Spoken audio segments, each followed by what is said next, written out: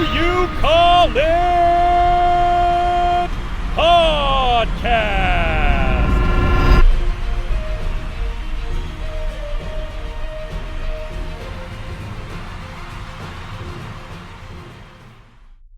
Hello, everyone. Welcome to another episode of What Do You Call It podcast.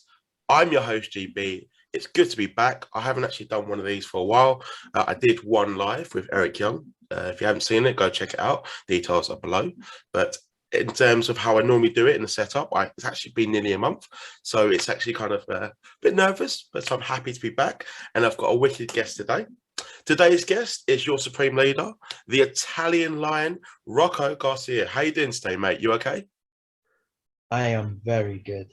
As you can see from the classy wallpaper, right now I'm in a very expensive hotel in London, enjoying some relax before some public speaking that I have to undertake tomorrow.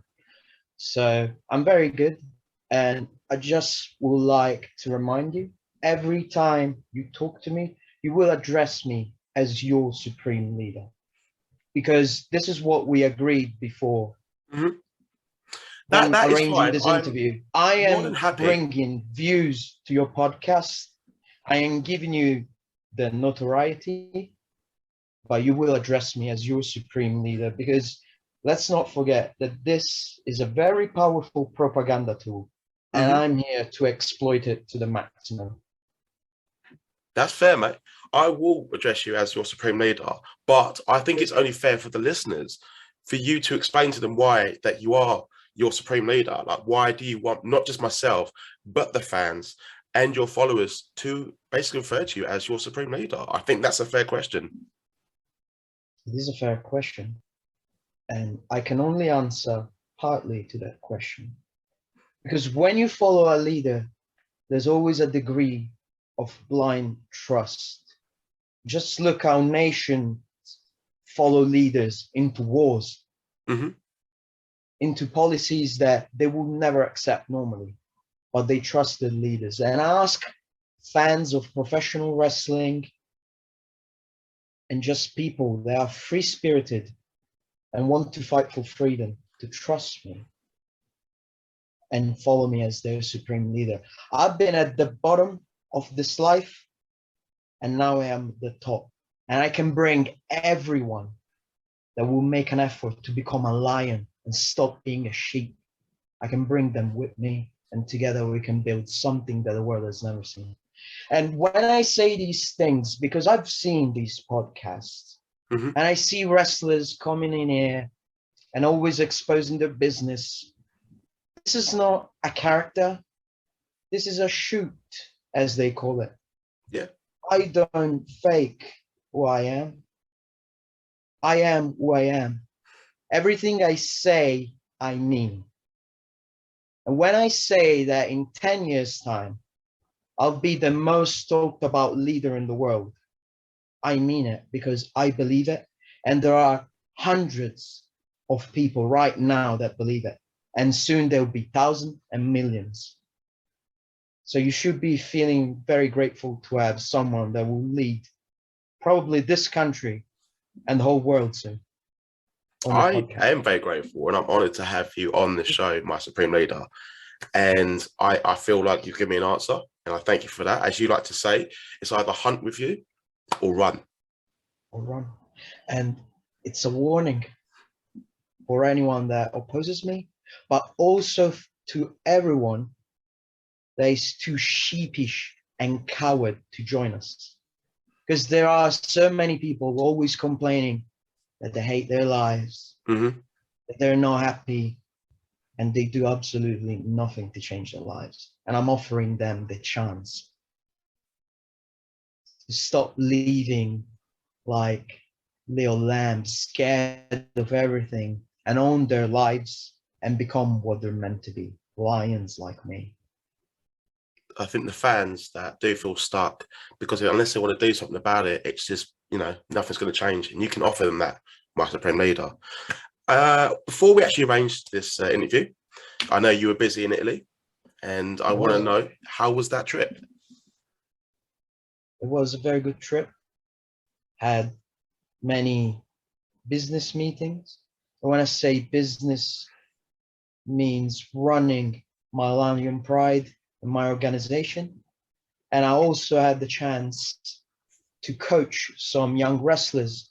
They obviously see in me not only a veteran, but a spiritual guide. I was at the Viva Wrestling School Academy in Italy, and I showed young wrestlers the way to become lions inside the ring and outside the ring.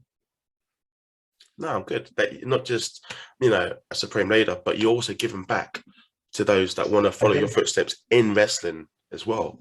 I respect that. It is my mission to give back. This is all about giving back. I am a leader, not because I chose to become a leader, but because the people made me a leader.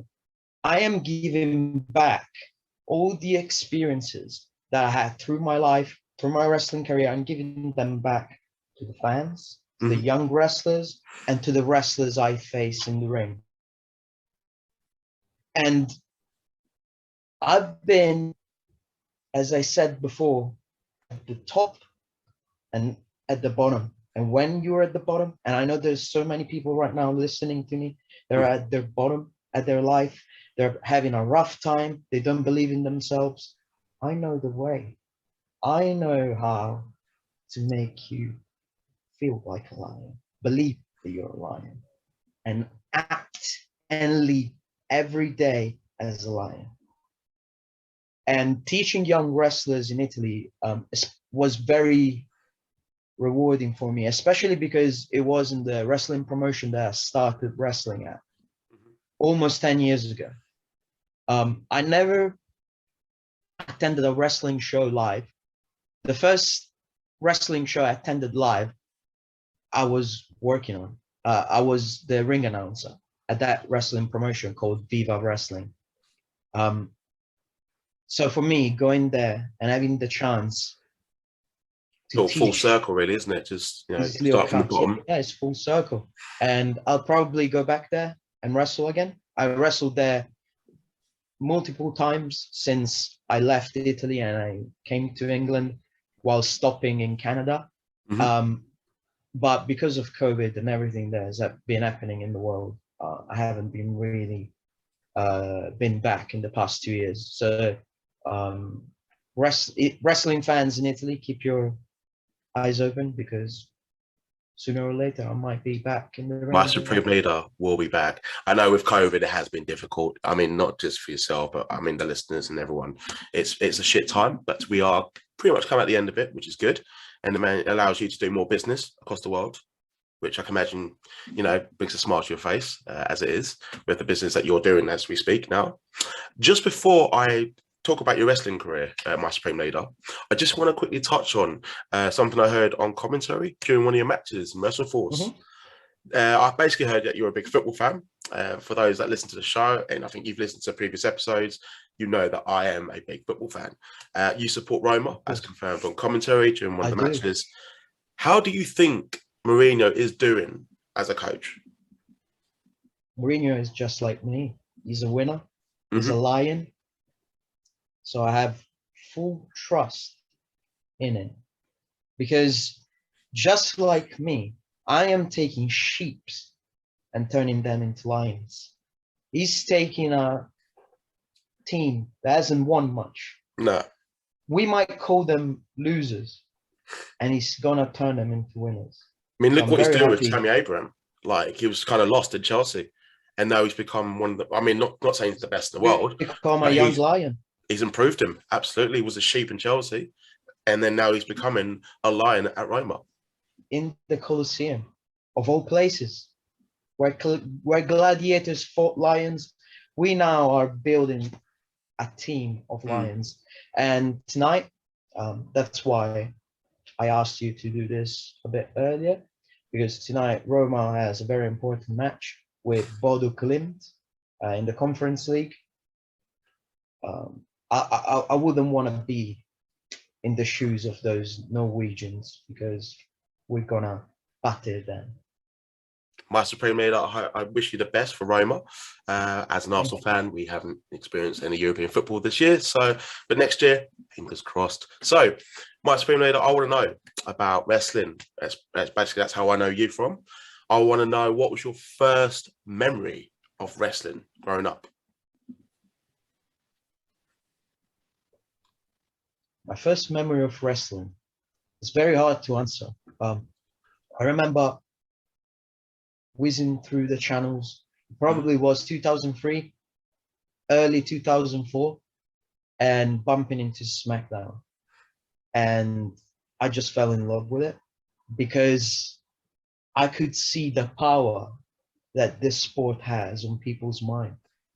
How characters, personalities, and personas come across the screen. So it's not just the physicality of it, is the psychology, the intricate ways that are used to condition an audience that immediately got me hooked.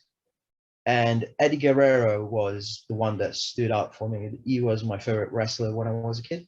Yep. And that's what really kept me watching wrestling. Wrestling in Italy in 2004, 2005, and 2006 was at its peak. Like, everyone was watching it. I remember in middle school, everyone was talking about it. You will go in newsstands, shops, everywhere there was something WWE branded. They even did it was insane. Like an episode of Raw in Italy around that time period. We had Raw, SmackDown, and ECW, and unfortunately, my parents never took me, and I really resent them for that. As I said before, my first live wrestling show was one that I took part of as a ring announcer. And I really resent them for not taking me to WWE, especially because Eddie Guerrero passed away really young, and I never got the chance to see him live. That's a regret that I have. WWE in Italy was so big that you could even go into a food place and find WWE branded crisps. You could find WWE cards, everything, even school bags.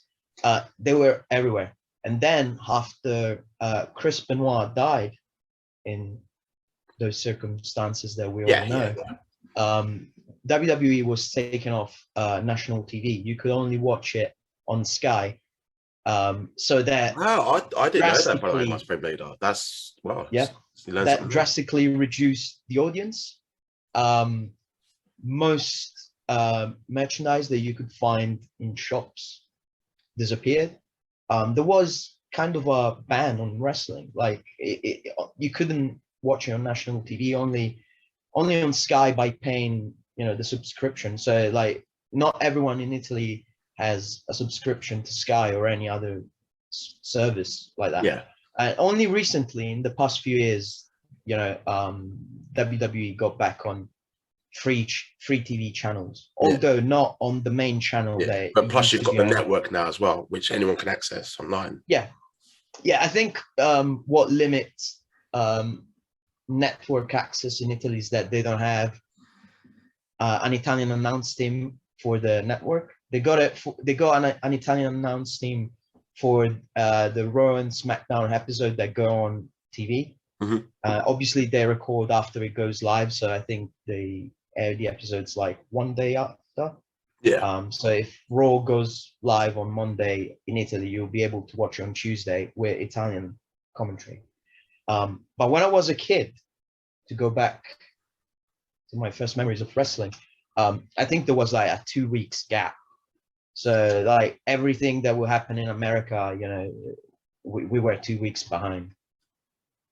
Oh wow, that's pretty interesting, especially like what you said about the Benoit situation that led to the disappearance in a way of basically after Benoit. Didn't know that. There was no way to watch wrestling unless you had the internet or Sky, and we're talking about 2007 when it happened, and not everyone had it. I didn't have internet in my house till like a couple of years later, and so for those kind of 2-3 years that I didn't have internet, or access to any other form of wrestling media. I remember that I would follow WWE by buying magazines. There were these Italian magazines that will publish pay-per-view results, shows results, and a few pictures. And that's how I used to follow what happened in WWE during that time. No, that's pretty cool, man. I'm glad that you did reveal that to me, my Supreme Leader. And I don't know if you'll make an endorsement from you or a thumbs up, but I have to tell you, my Supreme Leader, I actually did meet Eddie Guerrero before he died in London about 6 months before. I actually may or may have not bunked off school that day. Fingers crossed. Doesn't matter. It was like 15, 16 years ago. But yeah, so I thought I'd share that with you. But you've also got, and that thumbs up for me for being an Eddie Guerrero fan and him inspiring you.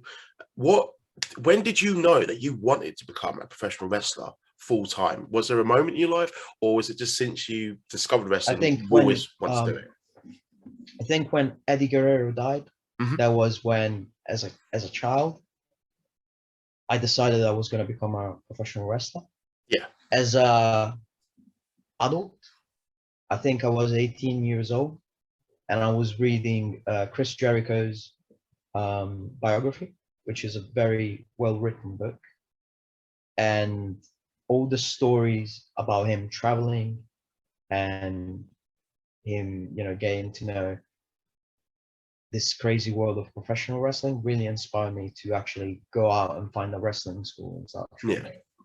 But I think the determination to be successful at this only came later, when I realized what power professional wrestling has and what it can help me achieve beyond wrestling.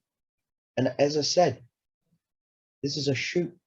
I'm not working, like the kids say. For me, wrestling is a platform that I'm gonna exploit to become a leader, whether people like it or not. I'm studying history and politics in university. I'm a very intelligent guy, and I will achieve what I set myself as a target. And one day, because you're a very good journalist, I'm sure you'll be interviewing me, main event in WrestleMania. And then one day you'll be interviewing me when I give a speech about the nation's affair. Anyways, going back to when I decided I was going to become a professional wrestler, in 2012, I joined a wrestling school, the Viva Wrestling School I mentioned before in Italy. And at the time, they didn't even have a ring. They had the ring that they will sell only for shows. So we will train on mats every week. And that was really hard, because those mats sucked, right? Yeah. And they were, the judo tatamis, right? And they're not great to learn how to fall and let you to fall on your back constantly, over and over. Yeah. It was really tough, and professional wrestling in Italy wasn't as good as it is now, and there wasn't as much knowledge and awareness of what to teach to people. So I decided at one point that I was gonna leave Italy and go somewhere else to learn. And I signed up to Landstorm School in Calgary. And with one of my best friends, in January 2015, we left Italy and we went and lived for 3 months in Canada. That's awesome. I was going to ask, I did see that you did a few matches in Canada, but I didn't actually know. I didn't want to automatically assume, you had been at Landstorm School. But for you to tell me that, my Supreme Leader, that's awesome. I mean, I think anyone that listens to the show is a fan of wrestling, especially that has watched it since back in the day, knows who Landstorm is. It's one of the best technical wrestlers, maybe of all time. How was that experience for you to be in Canada? For a 22-year-old me, it was pretty amazing. Lance is a great coach. He's a great human being. What I learned the most from him was to treat this profession with respect um, he's not known for a sense of humor, right? But once you get to know him, it is a good laugh, and he can be very relatable, and he can be very emotional as well. I remember one day during training, he sat down and he gave us the talk about steroids in wrestling, which is something that is still a taboo. And he read the list of all his friends, people he wrestled that died because of steroid or pill abuse. And it was an emotional moment for all of us. And he was getting emotional. And for someone that you know is not really known for being emotional publicly, like it was something pretty intense to see. I can imagine. But that showed that he cared about his students. He wanted the new generation of wrestlers not to make the mistakes that some of his friends and colleagues made in the past. Yeah. Like, it's not all sunshine, is it? Like, I think you have to be aware of, some of what's happened in the past to, the friends and his colleagues he's been in the ring with, for him to openly share that. And I think you nailed it, Master Maida, that he is not necessarily the emotional guy, especially you follow him on Twitter, but for him to do that to his students, I mean, for me to hear that itself, I've got massive, massive respect for him to do that. That is awesome. Was Canada your first trip abroad as a wrestler? Yes, it was. And I wasn't prepared for it because I always wrestled in Italy, and I didn't have many matches when I was in Italy. I think I had my first real match in May or March 2014, and then like 8 months later I left for Canada. But I always had this feeling inside that I wanted to improve and get better, and that's why I decided to invest in myself and go to Lance Storm. When I went there, the scene was completely different from Italy, of course. I wrestled for two different rival promotions in the town of Calgary and Edmonton, which was something weird because in Italy, I only wrestled in one place. So going there and wrestling for two different places that are in competition with each other, and you could see two different locker rooms, different personalities in the locker room. It was something that I wasn't ready for it, but I had to learn fast how to swim in shark-infested waters, right? And I think it was an experience that I really needed, because probably if I didn't go to Canada, I wouldn't have come to live in England. I came back from Canada after the 3 months with Lance, and I stayed in Italy for a couple of months, and then I felt like I need to leave. If I want to take my career to the next level, I have to move to England, because I had a very good friend and a mentor called Barry Charalambous that taught me most of what I know of wrestling psychology and everything that involves character and manipulating people's emotion and the crowd's emotion. I owe him a lot, and he insisted that I move to England to improve. And I came to England, and then the rest is history. I had 1 year break during my career because I was as I said, I'm at the top, but I've been at the bottom. I've been in a very dark place. I always struggled in managing my weight. Yeah. And at one point I got to 22 stones heavy, believe it or not. And I had to take time off wrestling because I was struggling to do anything physical. And my matches were not of the level I wanted them to be. They were nowhere near as good and entertaining as what they are now, because my body was limiting me. So I had to take almost 1 year off in 2017 to focus on losing weight. And as I said, I'm always willing and looking to improve myself. I'm still a work in progress. Do you find yourself to be like your biggest critique? Like you know, you frustrate. Do you look yourself in the mirror and say, like, I can do better. I want more from that. And for you to do that, take a step like a year away to improving yourself. I can imagine that would probably be a yes. Yes. But because I wasn't gonna accept anything less than being great at this. And it takes time to excel at wrestling. And it's not just the physical part, it's knowing yourself as a person. And in the past 2 years, I think since lockdown started, I learned really to know myself, my strengths, and believe in my strengths. And that's what made me the lion and supreme leader that I am now. Before I was something else that was conditioned by my insecurities, by what other people expected me to be. But now I am myself. And I'll say it again. This is a shoot. It's not a work. What you see is what you get. When I get in the ring, you're seeing me. You're not seeing how you are, a character. Yeah.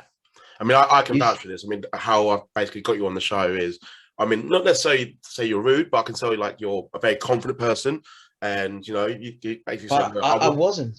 And that's what I'm trying to get across to the people that are watching. Yeah. And if you don't find that lion within yourself to drag you out of that dark place and become who you're meant to be, nobody else can do it for you. I can show people the way, but if they don't commit to it, if they don't commit to themselves and to me and to my teachings, they'll never get where they're meant to be, right? And Rocco, 2 years ago, 3 years ago, was a different person. 5 years ago, in 2017, in the darkest moment of my life, was a complete different person, a complete different wrestler. So it was a process. I have seen the transition. You were Rocco Casanova, you know, a couple of years ago. And I mean, I've seen you have a match and even seen with someone that has been on the show before. I've seen wrestle in Great Yarmouth, Sassy Bear Clarence. I mean, at the time that you were Rocco Casanova, do you feel, I think you said other people were trying to, you know, this is who you should be. This is, you know, you didn't really have the input. But how was he as an opponent and as a tag team partner at the time? I think people wanted to put me in a box, you know. Oh, you're Italian, you should be the funny Italian guy. Stereotype. I did notice some of that. Yeah.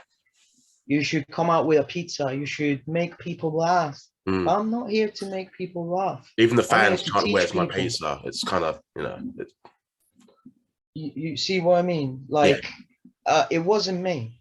It wasn't me. I had to find myself, and I had to work a lot to figure out who I was. And the transition was very slow, because wrestling, as I said before, even before the physical stuff, it starts here.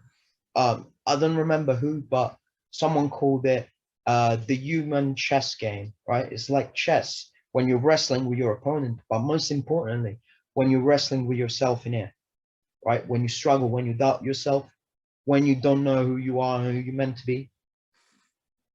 It's all about that.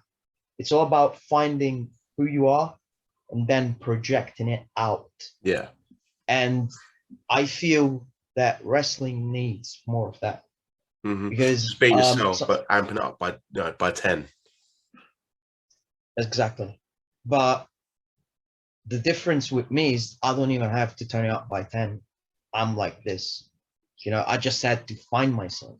I just had to convince myself of who I was. Because deep down I knew it, but I just didn't have the strength, the will, the confidence to do it.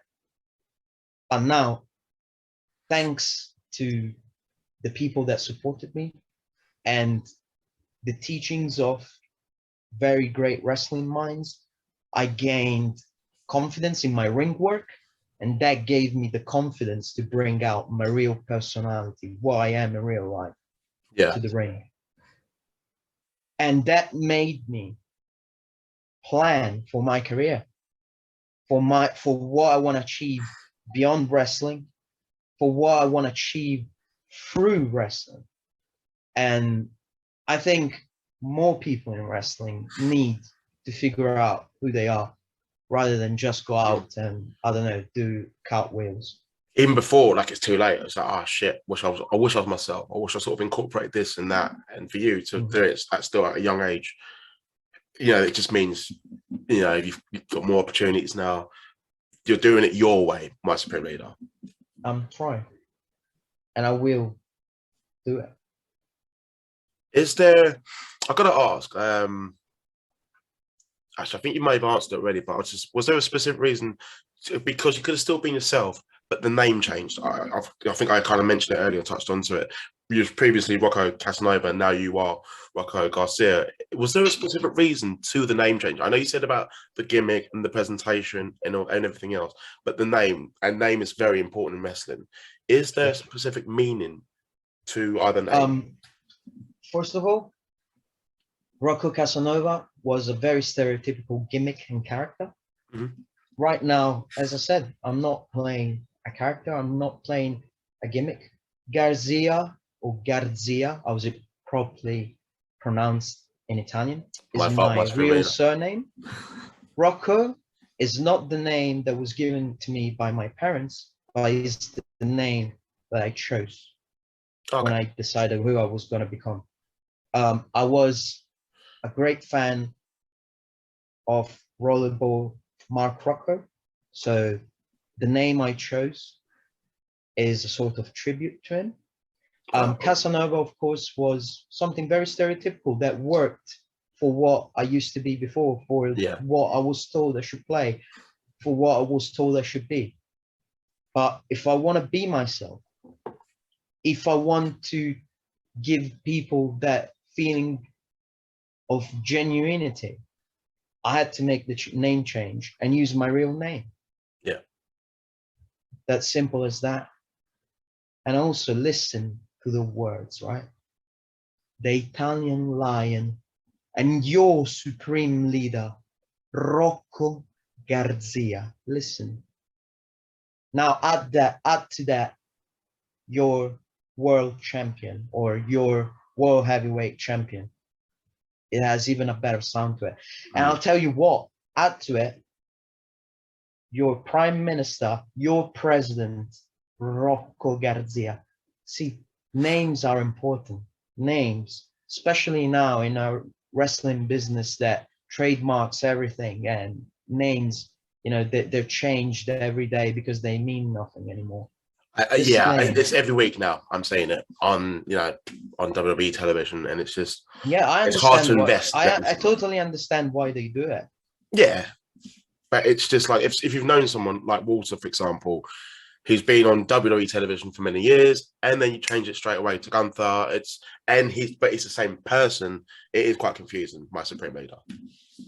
I understand why they do it, and as I said, in a world where everything is one way, I try to be different. Mm-hmm. If the sheep go one way, the lion walks alone in the other direction.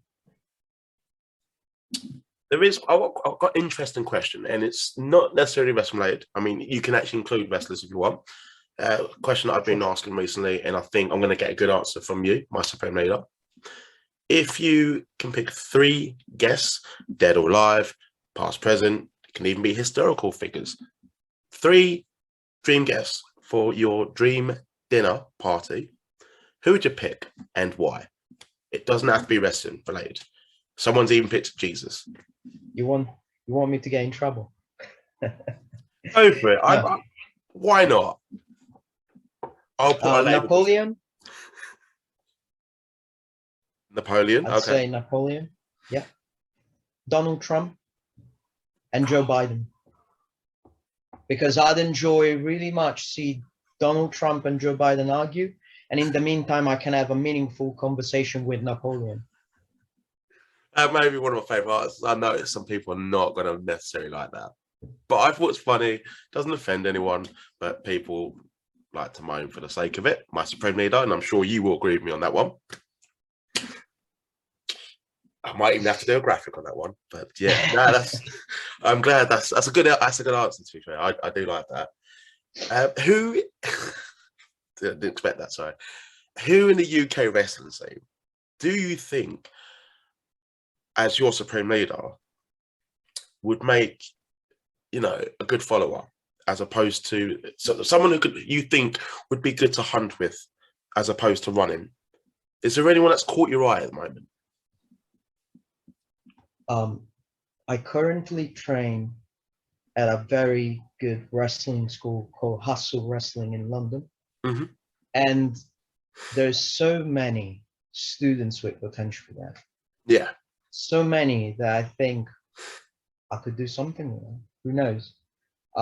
There are also so many wrestlers that are, well known, that could be part of my project. Who knows? I don't want to give out any names. I just say keep your eyes up for what happens in the future. But what I can say, what I can name is people that I see that have great potential. Just to talk about some of the Hustle trainees that, by the way, you can see some of them on the 12th of May in Hackney. At a wrestling show. About that show. Yeah, we'll talk about it. I think there's KO, which is a great guy, great rapper, great wrestler. I bit the shit out of him out of love because I like the guy, but I bit the shit out of him in a match we had. But he's got great potential.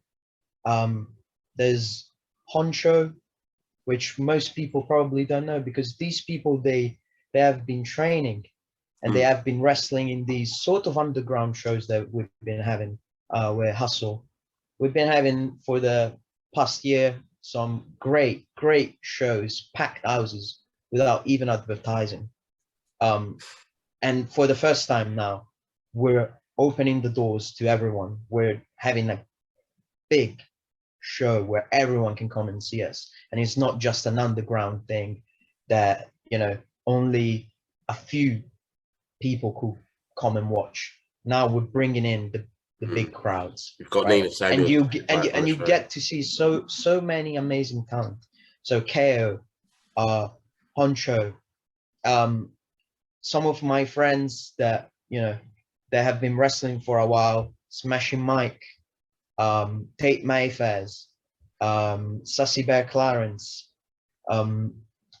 There's really so many people in British wrestling that are making the scene better, that they can bring British wrestling to another level. And trust me, it's only a matter of time till the big leagues catch up with these people. And Tate Mayfairs that you had on your podcast just had his NXT UK match. Yeah. Great. And guest. Who knows who's next? That I think that's why I like interviewing British wrestlers as well, and I pay attention to the British wrestling scene as well. Not just to say, just because I know he's gonna be famous one day, because it's interesting. I think sometimes we do get brushed aside a little bit in terms of the wrestling world.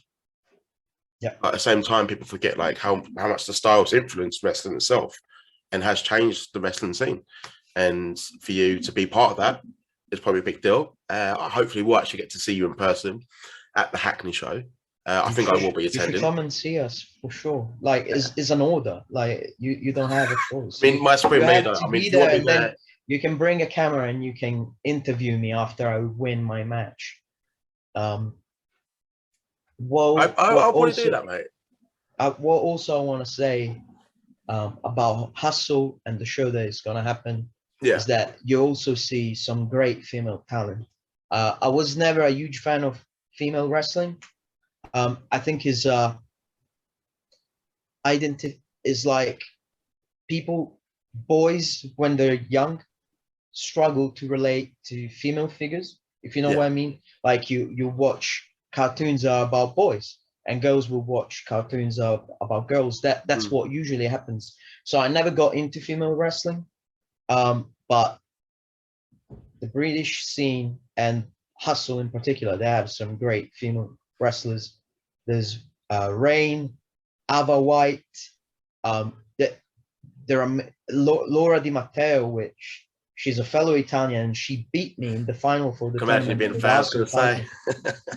title. She's good. I don't want to talk about that because that night, by the way, I was really ill. I fought 2 matches and I was kind of injured. So like she, Everyone has a it bad was a night, my fluke. Supreme Leader. It's only a matter of time till I win the Hustle Championship, and that's why you should come and see the show, because I'm gonna get back on track with that.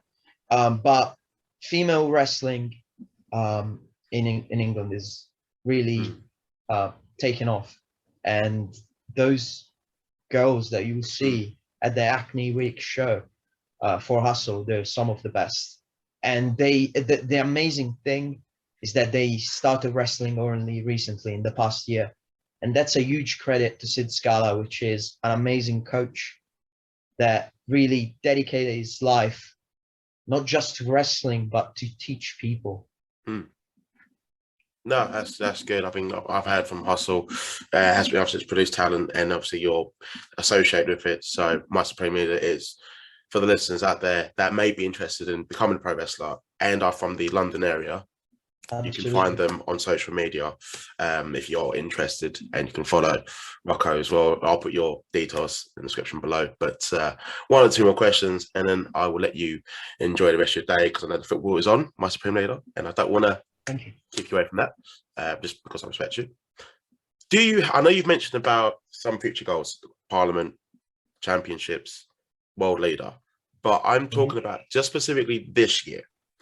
Do you have any goals or anything that's going on that you can share with the listeners, my Supreme Leader? My goal for this year is to get in the best shape that I can get to eventually apply for a tryout to WWE, because for what is my political project, I need a huge platform, and there's no bigger platform than WWE or AEW. I could probably go to either of those and use them to my advantage.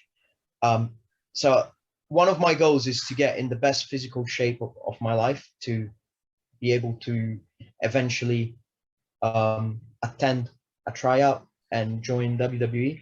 But my short-term goal is to wrestle as much as I can everywhere, reach as many fans as I can on social media, at shows, and get my message of freedom across.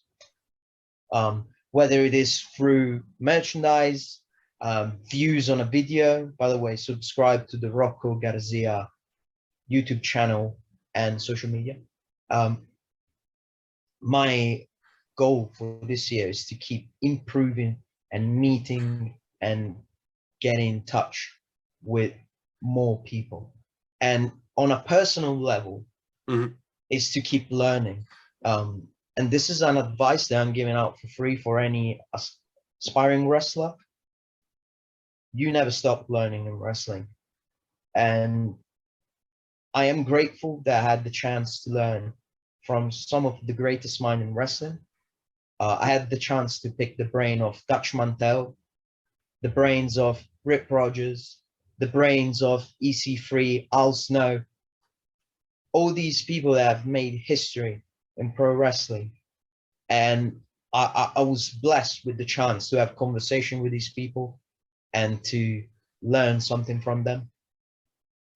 And, you know, for someone that has been around wrestling for 10 years, you might feel a little sense of entitlement, a little sense of overconfidence in your abilities. But what I want to say is you never stop learning. The business, wrestling, doesn't owe you nothing. Everything you get, you gotta go and get it and earn it. Yeah. And I want to keep going on. I want to keep hustling and hunting like a lion to earn what I feel is owed to me. But I'm not just gonna sit here and wait for it, you know? Not going to run away. You're actually going to hunt for it as you have that on. It's not just a slogan. It's not just on the merch. It is something that you believe in. It's a way And of life. And I think something for the last hour or so since we've been talking, I think they will understand what you've had to give up, what you've dedicated to the business, not just sat in your ass and hope it comes knocking on your door, my Supreme Leader. You've gone to Canada, you've come to the UK, not necessarily known anyone. It must have been quite scary, but for you to look back now and realise, and I think you're going this, I think you'll agree with me, my Supreme Leader, it's been worth it for you to have this journey. It has. And the thing is, this journey is far from over. I'm It's only only just getting begun, in a way. started. We're only scraping the surface because, as I said, this confidence in myself, this awareness of who I am only came in the past 2 years during lockdown. Imagining 3 years what I can be and what I can do. And this is a warning also for everyone that gets in my way in the ring or in the back, because sometimes you gotta watch out more for people in the back than in the ring. And there's no stopping a lion, especially when with him there's a pride that is growing every day. Every day there's people signing up to my social media. Every day there's people that are asking me how they can get their life on track, and I'm giving them the answers they need. And we're gonna be an army, and we're gonna take over. We're gonna first take over wrestling, and once I took over wrestling, we're gonna take over the whole world. And this, once again, I'll say it, is a shoot. This is not your performance. Character is not. I mean, I can genuinely vouch for it. I think this is reality, and yeah. you know, people can believe me or not, but even Napoleon was called a fool. People laughed at the greatest leaders in history because they didn't believe in them. But I believe in myself, and those people believing in me, and that's all I need. My Supreme Leader, the last question I'm going to ask is, where can the listeners and maybe some sheep out there, because they need to become lions, where can they find you on social media? You can find me on Instagram, Twitter, Facebook at Rocco Garzya, and you can find me on YouTube. Some of my matches are on WrestleForce TV and other wrestling promotions YouTube channels. Every now and then I'll release to the public some matches that you have never seen, or some clips on my Instagram especially. So yeah, sign up to that. I got some great merchandise right now. I got some great t-shirts designed by a very talented guy. And if you want to join the Lion Pride, all you have to do is get in touch and order one. They are awesome. That design is really cool. It's on your Instagram. I've seen it. I think I like it. It's so cool. I have to admit that, because I'm not going to name any names, my Supreme Leader, but I have seen some awful t-shirts designs, and that is not one of them. and if anyone thinks I'm brown nosing you, my Supreme Leader, all they got to do is go on your Instagram and see it themselves, and they'll know that I am not chatting shit. Just squeezing it in there. Yeah. So the only thing they gotta do is come to my DMs, or there's a website, I can't remember, I think it's wrestletees.co.uk or something. But anyway, you can find it on my Instagram, and you can order them from there. I don't have any other social media apart from Twitter, Instagram, and YouTube and Facebook. If you ever see me on TikTok, it's definitely a fake. The day I'll join TikTok, I give you permission to take me in a dark alley and shoot me at the back of the head.